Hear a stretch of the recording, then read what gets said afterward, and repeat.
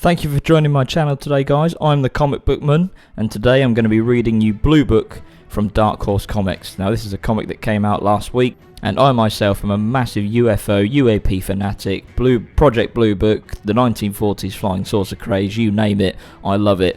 Therefore, I just fell in love with this comic book, so I really hope you enjoy this. And of course, before I start reading, it goes without saying that there will be spoiler alerts, so spoiler warning there for you guys now. Blue Book, 1947. It was mid-afternoon on June 24, 1947. Kenneth Arnold was flying his Cool Air A2 over the skies of Washington State when a report came over the radio. A USMC C-46 transport airplane has crashed in Mount Rainier. There was a $5,000 reward for discovering the crash site. Arnold radioed that he might be late arriving in Yakima. He was going to investigate this crash. Veering off from his original flight path would change the course of Arnold's entire life forever. Now, in the summer of 1947, the United States of America was undergoing tremendous change. The awesome and terrible might of the atom bomb had set the country on a track toward an escalating arms and technology race against its rivals, the Soviet Union.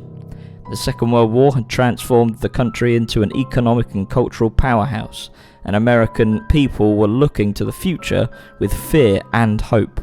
The Marshall Plan had just formalized the foreign policy that would come to be known as the Cold War. Over a few short weeks, the fear and hope pulsing through the nation would be embodied by a strange new symbol that would change shape the decades that followed and forever embedded itself in the cultural imagination. Growing up, Kenneth Arnold had been an Eagle Scout and All-State football player. He was college educated and well respected in his community. He lived with his wife Doris in Boise, Idaho, and owned a company that supplied automatic fire suppression systems to businesses throughout the American Northwest. He was 32 years old when he saw something inexplicable. It was 3 p.m, the skies were clear, until he saw a bright flash of silver light. Arnold did his best to determine the source of the glint of light. He noticed a DC-4 in his left rear, but at 15 miles away, it was much too far to have produced such a blinding light, and that's when he took notice of something strange on the face of Mount Rainier. At first, he could not believe his eyes. He adjusted his aircraft to make sure the sun wasn't just catching in his window, but the strange objects were still there. For a moment, he thought the objects were a flock of geese, but as he realised their size and the altitude at which they were flying, he guessed they must be a new, experimental type of aircraft. The objects moved towards his plane, crossing in front of him, as if they were examining him. They moved strangely, like a kite caught in the wind. He would later describe their movement like saucers skipping on water. They would flip over occasionally, briefly blinding him with the same bright light he had noticed at the start. Arnold changed course in an attempt to keep his plane on a parallel trajectory to the strange aircraft. He even opened his side window to make absolutely sure that the glass wasn't interfering with his vision. The objects moved from Mount Rainier to Mount Adams, which is a distance of about 50 miles, in 1 minute and 42 seconds. Arnold did the math in his head. The objects were moving roughly 3 times faster than any known aircraft on the planet. Arnold watched them until they faded from view far off in the distance. The strange sighting bewildered Arnold and lingered in the mind as he landed in Yakima. He talked to the other pilots at the private airfield, explaining that he thought he must have seen some kind of experimental military aircraft, or even some kind of guided missiles perhaps. The other pilots were unnerved by Arnold's story. They agreed he shouldn't keep it to himself. The next day, Kenneth Arnold arrived in Pendleton, Oregon, and he went directly to the local newspaper. The reporters were wary of Arnold's strange account, but he bore all the signs of a reliable witness, and so they decided to publish it. It would be the Chicago Sun that gave the country a new turn of phrase to discuss these strange objects, creating an image that would ignite the imagination of the entire country. Flying saucers. And as the story spread, more reports came into the office of the East Oregonian and to the newspapers and military agencies nationwide. Kenneth Arnold stayed at the offices of the newspaper watching the reports of other sources pour in and taking requests for interviews from papers all over the country. Fred M. Johnson had been prospecting in the Cascade Mountains on June 24 when he noticed a strange reflection in the water. He looked up to see metallic flying discs making their way southwest. He could not believe his eyes. Johnson reported that they were about 30 feet in diameter, they had a point in the front and a kind of tail at the rear, waving side to side. And when he checked his compass to see what direction they were moving in, he noted that the needle was fluctuating wildly. Johnson would go on to say that the objects in the sky resembled nothing he had seen in all his 40 years prospecting the mountains. Well, how about that? You know, I saw something strange myself. Fred reported the account to the Air Force and was later interviewed on the subject by the FBI, who reported that the informant appeared to be a very reliable individual.